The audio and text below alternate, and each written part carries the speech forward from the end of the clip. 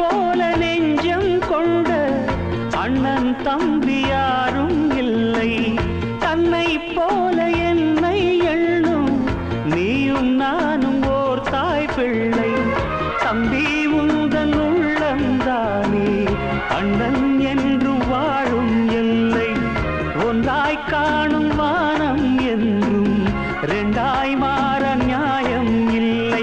கண்ணோடுதான் உன் வண்ணம், நெஞ்சோடுதான் உன் எண்ணம்.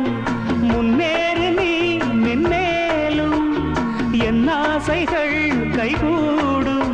இந்த நேசம் பாசம் நாடும் வாழ்க தென்மதுரை.